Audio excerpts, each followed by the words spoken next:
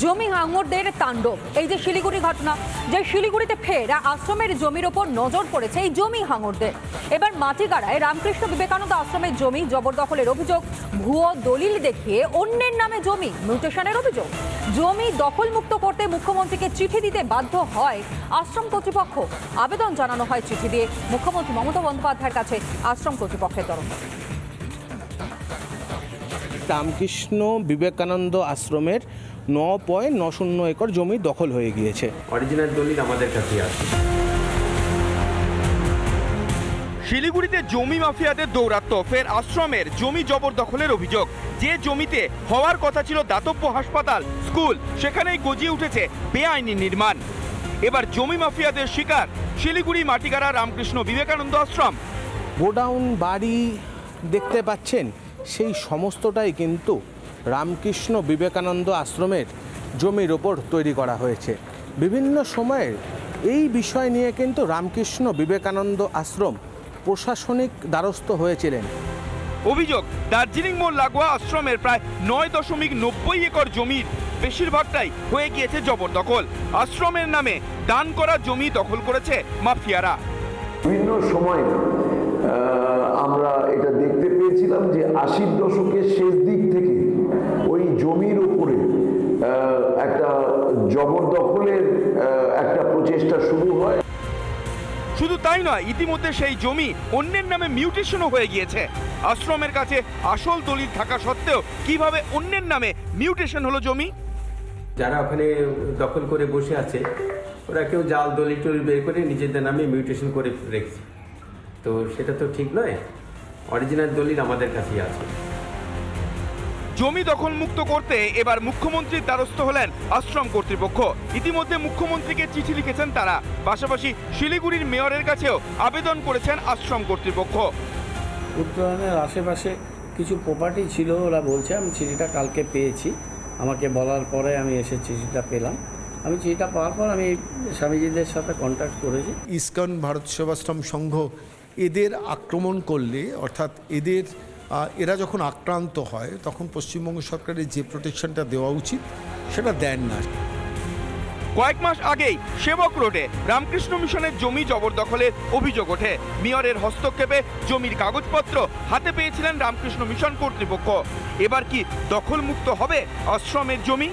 কবে বন্ধ হবে জমি মাফিয়াদের দৌরাত্ম্য?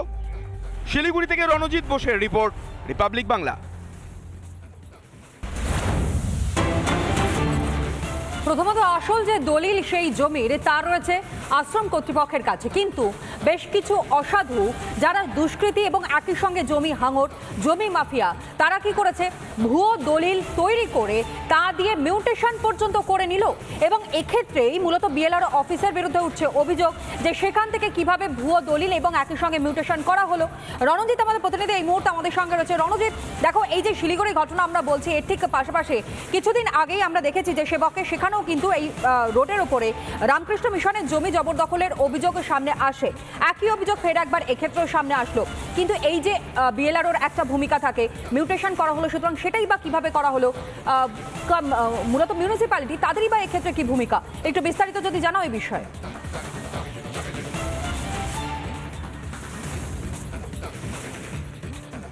দেখো তো না, বিভিন্ন দিন ধরে কিন্তু উত্তরবঙ্গ জুড়ে জমি নিয়ে অসাধু কারবারের খবর কিন্তু রিপাবলিক বাংলা লাগাতার করছিল। গত বছর মুখ্যমন্ত্রী স্বয়ং বলেছিলেন যে এ রাজ্যের যে সমস্ত ভূমি রাজস্ব অফিসাররা রয়েছে তারা কোথাও কোথাও লোভের চক্করে পড়ে কিন্তু তারা কোথাও গিয়ে অসাধু কাজকর্ম করছে।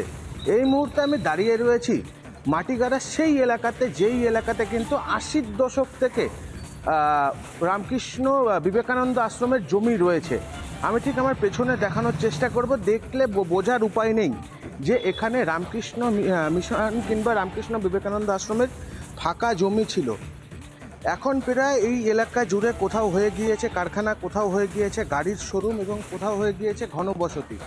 দীর্ঘদিন ধরে কিন্তু রামকৃষ্ণ বিবেকানন্দ আশ্রম তারা কিন্তু সরকারের দ্বারস্থ হয়েছিল, স্থানীয় ভূমি রাজস্ব দপ্তরে গিয়েছিল।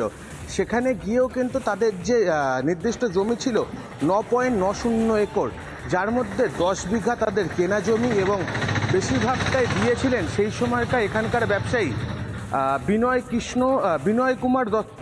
তিনি কিন্তু রামকৃষ্ণ বিবেকানন্দ আশ্রমকে প্রায় তার অনেকটা জমি দান করেছিলেন, কিন্তু সেই জমি বেশ কিছুদিন ধরেই এখানে অব্যবহৃত অবস্থায় পড়েছিল। এখানে দাতব্য চিকিৎসালয়, স্কুল এবং কল্যাণমূলক যে সমস্ত কাজগুলি করার কথা সেই সমস্ত কাজ করার কথা ছিল, কিন্তু হঠাৎ দেখা গেল এই এলাকাতে জমি তারা দখল হয়ে গেল। কিন্তু সেই জমি বেদখল করতে হিমশিম খেতে হলো রামকৃষ্ণ বিবেকানন্দ মিশন কর্তৃপক্ষকে।